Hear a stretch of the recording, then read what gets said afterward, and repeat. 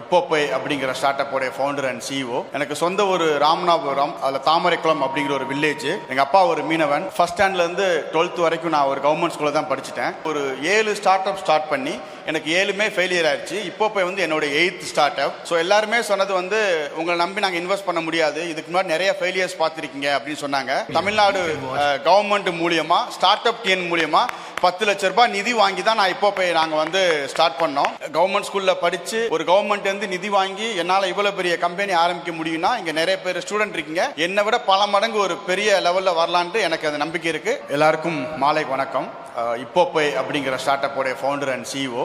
எனக்கு சொந்த ஒரு ராமநாதபுரம், அதில் தாமரைக்குளம் அப்படிங்கிற ஒரு வில்லேஜ். எங்கள் அப்பா ஒரு மீனவன். ஃபஸ்ட் ஸ்டாண்ட்லேருந்து 12th வரைக்கும் நான் ஒரு கவர்மெண்ட் ஸ்கூலில் தான் படிச்சுட்டேன். அதுக்கப்புறம் வந்து மோமோ சதக் இன்ஜினியரிங் காலேஜில் நான் இன்ஜினியரிங் முடித்து 2006 சென்னைக்கு வந்தேன்.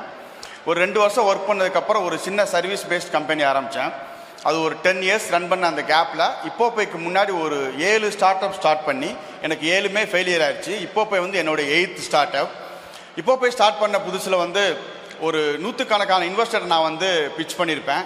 ஸோ எல்லாருமே சொன்னது வந்து உங்களை நம்பி நாங்கள் இன்வெஸ்ட் பண்ண முடியாது, இதுக்கு முன்னாடி நிறைய ஃபெயிலியர்ஸ் பார்த்துருக்கீங்க அப்படின்னு சொன்னாங்க. ஃபர்ஸ்ட் டைம் வந்து எனக்கு தமிழ்நாடு கவர்மெண்ட் மூலியமா ஸ்டார்ட் அப் டிஎன் மூலியமா 10 லட்ச ரூபாய் நிதி வாங்கி தான் நான் இப்போப்பை நாங்கள் வந்து ஸ்டார்ட் பண்ணோம்.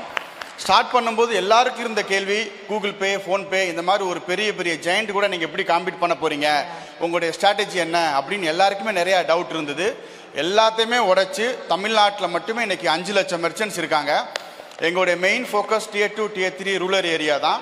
இன்றைக்கி வந்து சென்னை, பெங்களூர், மும்பை, இது இப்போப்பையில் என்டையர் இப்போப்பையில் ஒரு 500 எம்ப்ளாயீஸ் வந்து நம்ம கம்பெனியில் ஒர்க் பண்ணுறாங்க. ஸோ இதுக்கு மெயின் ரீசன் வந்து எல்லாரும் சொல்லுவாங்க நீங்கள் ஒரு பெரிய காலேஜில் படிச்சிருக்கணும்னு சொல்லிட்டு, நான் ரொம்ப ஸ்ட்ராங்காக சொல்லுவேன், ஒரு சின்ன ஸ்கூலில் ஒரு கவர்மெண்ட் ஸ்கூலில் ஸ்டார்ட் பண்ணி கவர்மெண்ட் ஸ்கூலில் படித்து ஒரு கவர்மெண்ட் வந்து நிதி வாங்கி என்னால் இவ்வளோ பெரிய கம்பெனி ஆரம்பிக்க முடியும்னா இங்கே நிறைய பேர் ஸ்டூடெண்ட் இருக்கீங்க, என்னை விட பல மடங்கு ஒரு பெரிய லெவலில் வரலான்ட்டு எனக்கு அது நம்பிக்கை இருக்குது. அந்த நம்பிக்கை வந்து உங்களுக்கு இருக்கணும். தேங்க்யூ.